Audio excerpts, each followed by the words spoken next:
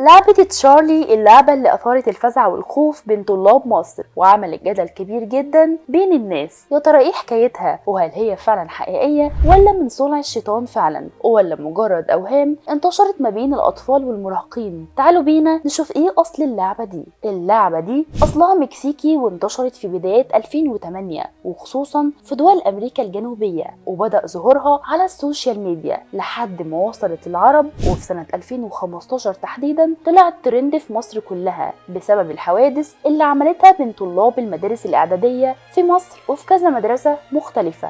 وساعتها انتشر الأخبار بشكل كبير جدا عن اللعبة دي. طب بيلعبوها ازاي؟ وكان ايه فكرتها بالظبط؟ اللعبة عبارة عن ورقة بيضة بيعملوا فيها رمز الصليب، بحيث تقسم الورقة دي ل4 خانات، وبيكتبوا في كل خانة مرة يس والمرة التانية نو، بحيث يكون في 2 يس و2 نو، وبيحطوا قلمين فوق بعض على رمز الصليب، وبيتجمعوا اللي هيلعبوا اللعبة دي ويقعدوا حوالين الورقة، وحد منهم بيعور ايده علشان ينزل دم، بحيث كل خانة في اللعبة يكون فيها نقطة دم، وده شرط اساسي جدا في اللعبة دي. وبعدها بيمسكوا ايد بعض وبيبدأوا التعويذ اللي بيتقال انها بتستدعي روح تشارلي، وفي اللي بيقول ان تشارلي ده طفل مات وهو صغير في الحمام، وفي اللي بيقول ان تشارلي ده اسم الجن اللي بيستدعوه. المهم بيبدأوا ينادوا عليه وبيقولوا تشارلي تشارلي are you here تشارلي تشارلي are you here تشارلي تشارلي can we play، وبيفضلوا يكرروا الجمل دي كذا مرة لحد ما القلم اللي فوق بيبدأ يتحرك وبيتجه ساعتها لناحية يس او نو. وانتشرت مقاطع كتيرة جدا للمراهقين وهم بيلعبوا اللعبة دي، وفعلا القلم بيتحرك من غير ما بيكون فيه اي حاجة ماسكاه. طب ايه اللي حصل في مدارس مصر واللي بسببهم اخبار اللعبة دي انتشرت وبشكل واسع جدا؟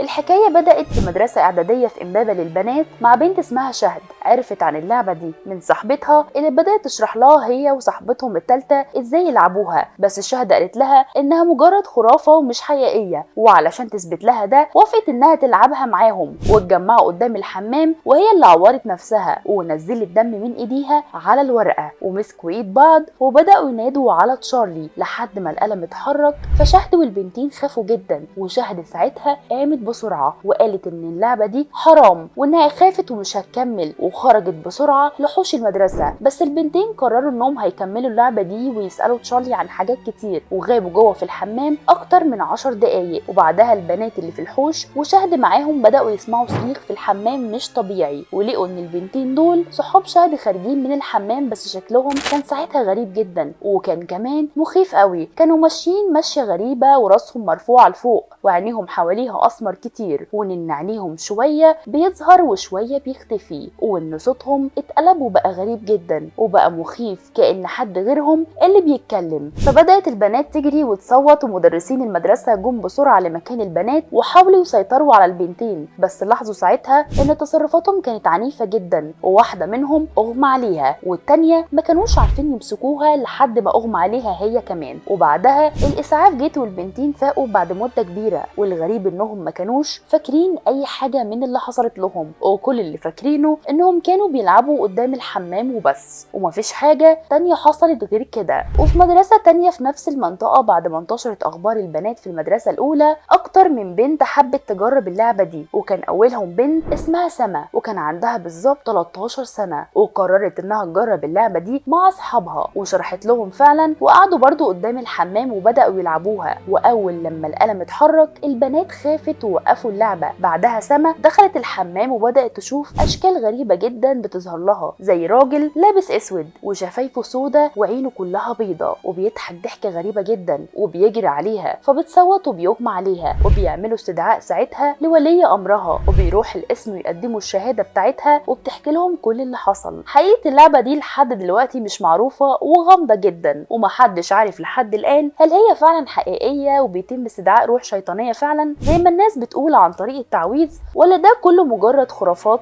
فيه اللي بيقول ان حركة القلم بتحصل بسبب الجاذبية الطبيعية للأرض وبسبب وضع القلمين على بعض، واللي بيسهل ان القلم اللي فوق يتحرك لما الأطفال بيتكلموا بفعل حركة الهواء وخوفهم وترقبهم للي بيحصل، فبيخلوهم يخافوا لما القلم بيتحرك طبيعي، وبيبدأ عقلهم يصور لهم حاجات تانية زي الأحلام الغريبة والخوف بتخاف من الجن. وانتوا رأيكم ايه؟ هل انتوا شايفين فعلا انها لعبة شيطانية ولا مجرد خرافة انتشرت ما بين الاطفال وعملت الضجة الكبيرة دي؟ ما تنسوش تعملوا لي سبسكرايب في القناة وتفعلوا زر الجرس عشان تستنوا مني كل حكاية غامضة. كان معاكم تعليق صوتي خلود عادل، سلام.